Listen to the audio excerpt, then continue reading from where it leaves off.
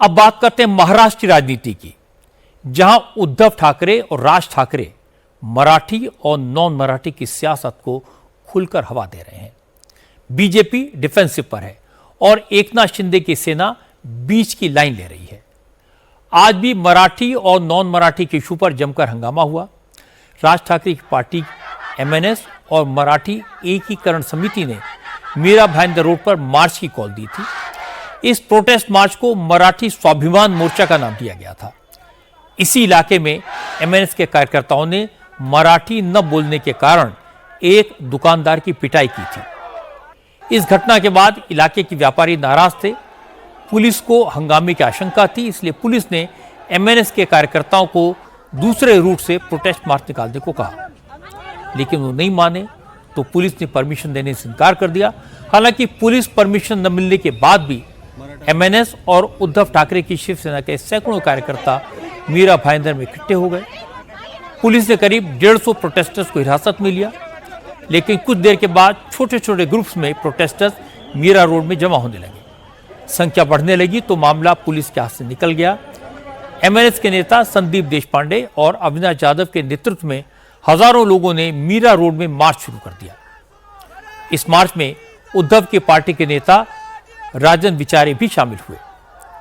प्रदर्शनकारियों ने आरोप लगाया कि पुलिस ने गैर मराठी व्यापारियों को मोर्चा निकालने की परमिशन दी, लेकिन मराठी लोगों को प्रोटेस्ट करने से रोका जा रहा है। इसे बर्दाश्त नहीं किया जाएगा। एकनाथ शिंदे की शिवसेना ने भी पुलिस के रवैये की आलोचना की और इसके बाद देवेंद्र फडणवीस ने मोर्चा संभाला। फडणवीस ने कहा कि महाराष्ट्र में सभी को मोर्चा निकालने की इजाजत है, लेकिन प्रदर्शनकारी अगर पुलिस की सलाह नहीं मानेंगे, कानून तोड़ेंगे, तो ऐसे मोर्चे निकालने की परमिशन कैसे दी जा सकती है।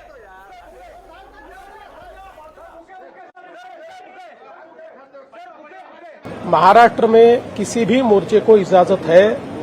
ये लोकतांत्रिक राज्य है।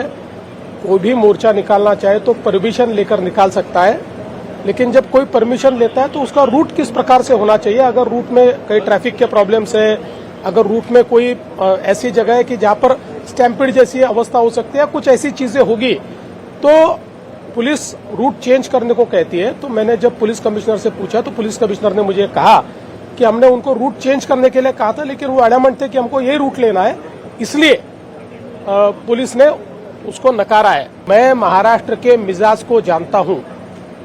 महाराष्ट्र का मिजाज ऐसा है कि इस प्रकार के प्रयोग यहां चलेंगे नहीं। जो मराठी आदमी है वो बड़े दिल का है, क्योंकि भारत पर जब आक्रमण हुआ तो मराठी आदमी ने केवल महाराष्ट्र का विचार नहीं किया, पूरे भारत का विचार किया। इसलिए मराठी आदमी कभी छोटा सोच नहीं सकता, कभी संकुचित सोच नहीं सकता। इसलिए कोई प्रयोग करने की कोशिश भी करे तो नहीं हो पाएगा। आज राज ठाकरे की पार्टी ने मार्च क्यों निकाला? मीरा रोड पर ही मार्च निकालने के लिए एमएनएस के कार्यकर्ता और नेता अड़े क्यों रहे? इसकी बैकग्राउंड आपको बता देता हूं। असल में मीरा रोड में राज ठाकरे की पार्टी के कार्यकर्ताओं ने एक दुकानदार की पिटाई कर दी थी। इस घटना के बाद 3 जुलाई को मीरा रोड के दुकानदारों ने विरोध में एक मार्च निकाला था। इसी का जवाब देने के लिए एमएनएस ने आज मार्च की कॉल दी और उसी जगह पर मार्च निकालने की जिद की जहां दुकानदारों ने एमएनएस का विरोध किया था। क्योंकि मामला सेंसिटिव था, इसलिए पुलिस ने परमिशन नहीं दी। टकराव हो सकता था। हालांकि जब हजारों की संख्या में लोग वहां जुट गए, पुलिस पर प्रेशर पड़ा तो पुलिस ने प्रदर्शनकारियों को आगे जाने दिया। इस मुद्दे पर महायुति में भी दरार दिखाई दी। महायुति में शामिल एकनाथ शिंदे की शिवसेना प्रदर्शनकारियों के साथ खड़ी हो गई। महाराष्ट्र सरकार में शिंदे की शिवसेना के मंत्री प्रताप सरनायक मोर्चे में शामिल होने के लिए मीरा रोड पहुंच गए, लेकिन वहां प्रदर्शनकारियों ने उनका विरोध किया। शिंदे की पार्टी के विरोध में नारे लगने लगे। हालात को देखते हुए प्रताप सरनायक को वापस लौटना पड़ा। सरनायक ने कहा कि मुंबई पुलिस ने मराठी प्रदर्शनकारियों को परमिशन न देकर गलती की। सरकार ने ऐसा कोई डायरेक्शन नहीं दिया था। जिस तरह से पुलिस ने मराठी लोगों के साथ व्यवहार किया वो गलत है। वो फडणवीस से इसकी शिकायत करेंगे। संपूर्ण मराठी बांधवांना मैं मराठी भाइयों और मीरा भयंदर के मराठी लोगों का समर्थन करने के लिए यहाँ आया हूँ। आज मैं किसी को भी दोष नहीं दूंगा। मैं इस मोर्चे को समर्थन देता हूँ। मैंने मुख्यमंत्री से भी कहा है कि जिस तरह से डीसीपी प्रकाश गायकवाड़ ने मराठी समाज के लोगों को गिरफ्तार किया, वो लगता है मैं उसका विरोध करने के लिए आया हूं। अगर व्यापारियों के मोर्चे को पुलिस ने इजाजत दी, समर्थन दिया, तो इस मोर्चे को भी समर्थन देना चाहिए था। उद्धव की पार्टी के नेता सचिन अहीर ने प्रताप सरनाईक के मोर्चे में शामिल होने को ड्रामा करार दिया।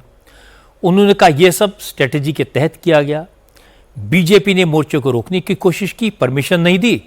मराठी लोगों का मोर्चे को समर्थन देखकर शिंदे की पार्टी ने मराठी कार्ड खेलने की कोशिश की, इसलिए सरनाईक प्रदर्शन में हिस्सा लेने के लिए चले गए। सचिन अहीर ने कहा असल में दोनों मिले हुए हैं, एक उत्तर भारतीयों को साध रहा है और दूसरा मराठियों को, लेकिन इनका गेम अब खुल गया है।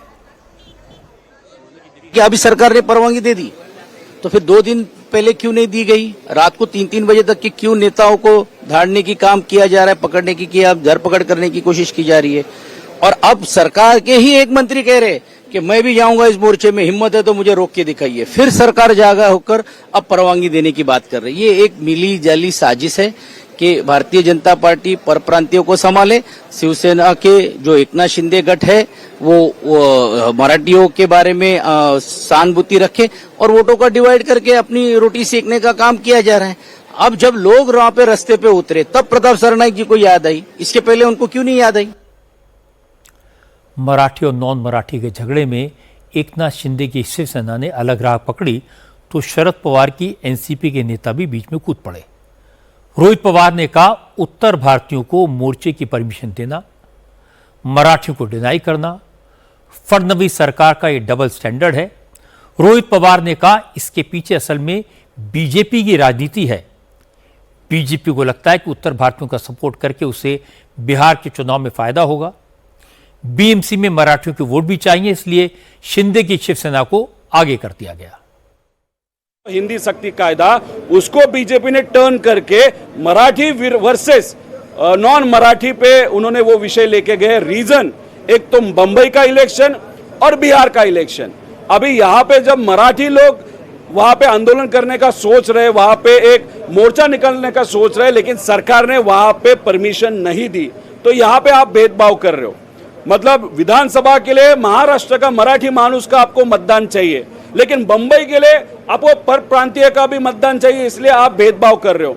और दूसरी बात, बिहार का इलेक्शन अभी 2 महीने में हो रहा है, तो बिहार का इलेक्शन ध्यान में रखते हुए जितना ये विषय गर्म होगा, जितना ये विषय पॉलिटिसाइज होगा, उतना फायदा बीजेपी को होगा। इसीलिए मराठी वर्सेस नॉन मराठी उन्होंने किया। लेकिन अभी सबसे इंपॉर्टेंट चीज ऐसा है कि ये जो मराठी लोगों को परमिशन नाकारी, उस सरकार में देवेंद्र फडणवीस साहब है जो इनडायरेक्टली डायरेक्टली कहां पे बीजेपी के माध्यम से पर प्रांतियों को सपोर्ट कर रहे।